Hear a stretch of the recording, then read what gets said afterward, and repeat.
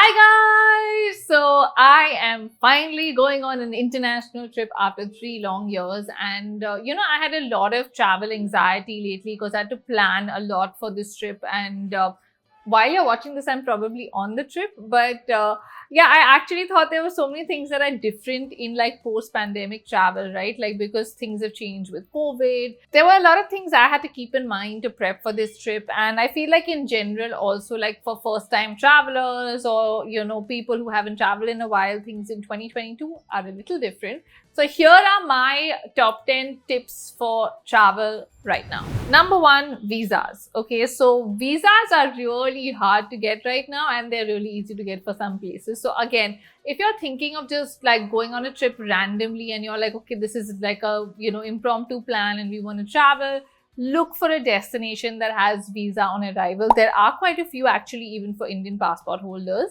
And look for a destination that's easy to go to if it's a last minute thing. If you are going to a destination that's like a dream destination that you've been planning for a while, check on the visa process and see how long the wait time is for an appointment. Okay, so recently in the news, we had this whole thing about a US visa appointment taking 2 years. Like to get an appointment, it's a 2-year wait time right now. Now, of course, they're hiring new staff and that'll come down and so on. But there's a lot of that going on post-pandemic. So if you're looking to travel, think of where you want to go, think of the visa appointment time, the wait time, the likelihood of getting your visa. A lot of my friends who've traveled over the last few months, either their visas have not come in time before their trip and they're like, oh my God, I should have applied earlier. A lot of people are like, why didn't get the appointment? And then they've changed the destination. So these are all things that you have to keep in mind as factors right now if you're looking to travel. Avoid non-refundable anything right now, okay? The world is very unpredictable and I know we're all like bouncing back and things are better, yes.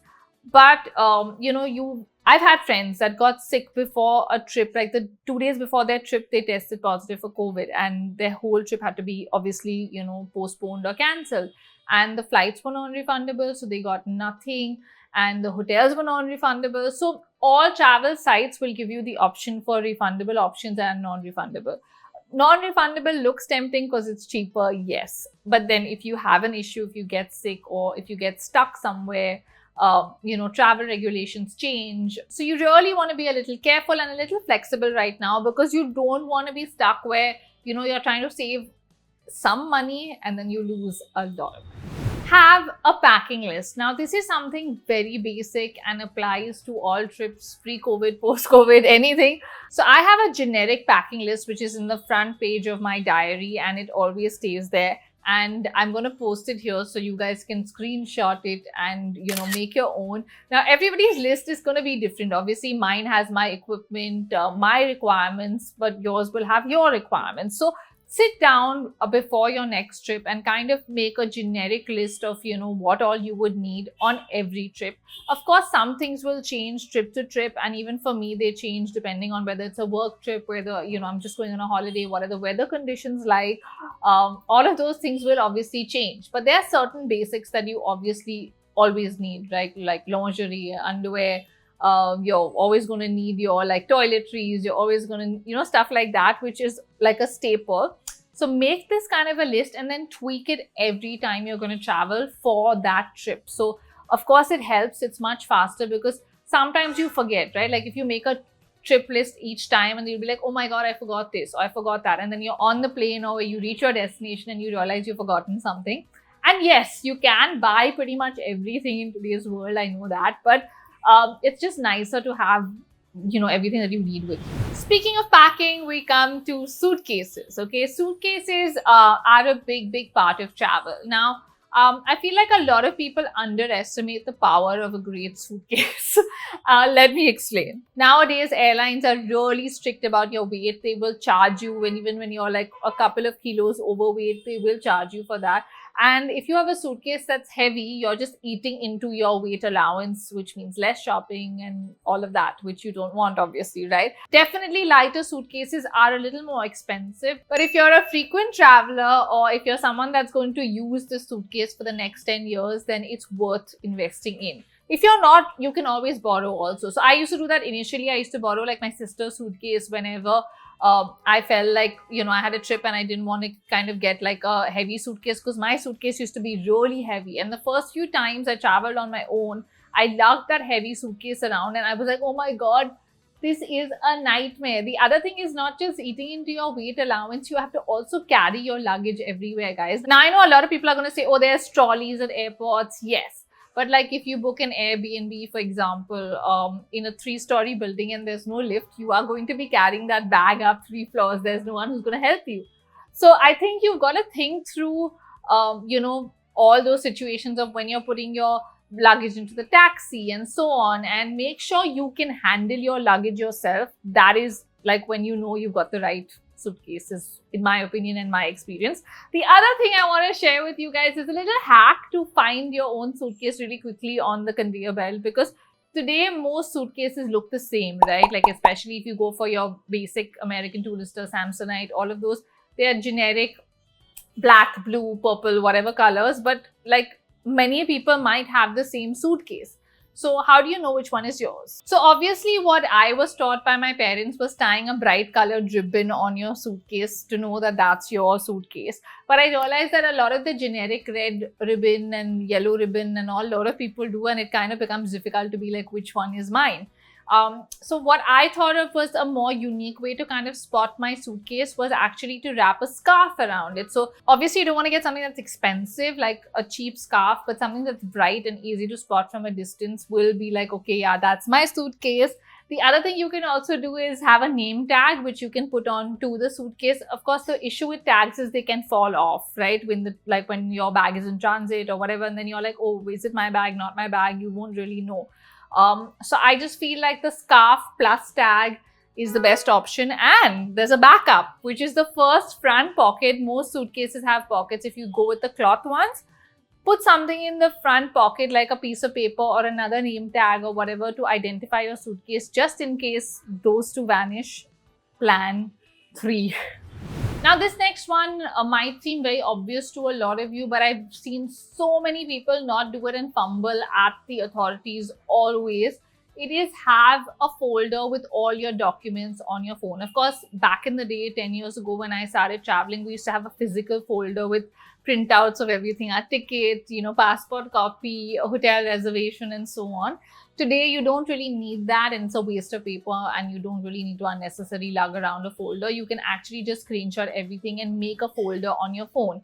The problem is, a lot of times we screenshot something and then we take 10 pictures, and then on a trip, you're going to take multiple pictures, and then you're like in the hotel line, and you're like, oh, where's my reservation? Where's my reservation? Where's my reservation?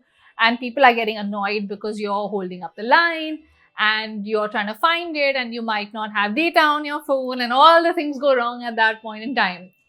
The best way to avoid all these issues is to just make a folder for that trip on your phone, which is what I usually do, where I put all my reservations, a copy of my passport, all of that onto that folder just as a backup. Because even if you lose now your passport, very often, things are stolen, things are misplaced. You have a copy handy to be like, these are my details, these are all my reservations. It's all in one place and easy to kind of find and spot. Saves time, saves you the panic when you're in that situation and someone asks you for something and you don't have it. It really, really saves you in all these situations.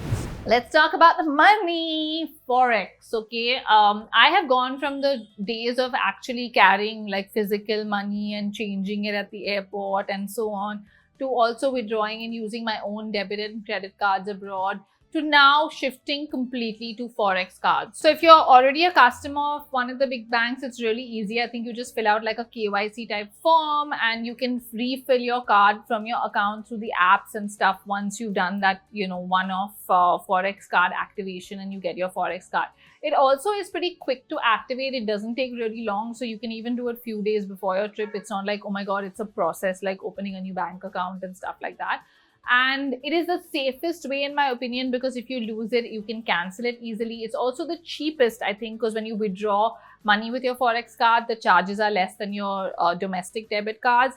And also the charges on your card for international payments and stuff are cheaper. Also, this can be used for multiple trips. It doesn't have to be a one trip situation. I've had my card for a few years now, and every time I'm going to a particular country, I fill it with dollars or with the currency of that country, and then I use it, and it just stays there. And then I refill or add more when I want more forex for my next trip. So it's like having your a separate card for your bank account, like an additional card, like your forex card, and it's really seamless, really easy to use, and you save your money. Speaking of cards, let's go to the next kind of card, SIM card. Okay, getting a local SIM versus activating your data plan on your local, your regular provider. There are pros and cons to both. Now, I think each country, it will depend on where you're going and how expensive or cheap like a prepaid SIM card is. Sometimes they're cheap, sometimes they're expensive, or your actual plan for Vodafone or Airtel or whatever from here, depending on how many days you're going for. So if it's a short trip, then of course whatever's more economical. If it's a long trip, again, you got to kind of weigh your options and see also, depending on how much data you use, where you're making calls to, all of those factors come into play. And even if the amount is actually the same, right, like if it's more or less the same from your provider and a local SIM, there's one difference. Like imagine you are on like your dream vacay in the middle of like the ocean somewhere, and you get a call and the person is like, OTP देंगे please, parcel delivery हो गया, and you're like, here now, you know what I mean? Or work calls, like if you want to take a break, I love to get like a local SIM, because it means that my WhatsApp will still work on my old like Bombay number, but my new number will just be given to family and close friends and nobody else. So nobody can actually just call me, and my phone is not non-stop ringing on my trip. But at the same time, if you're someone that's working and you do all your work on your phone and you need it active, then I guess you have to go with your number. So it's kind of like a catch-22 situation, depending on what you prefer personally and what costs less, if that's a factor as well for you.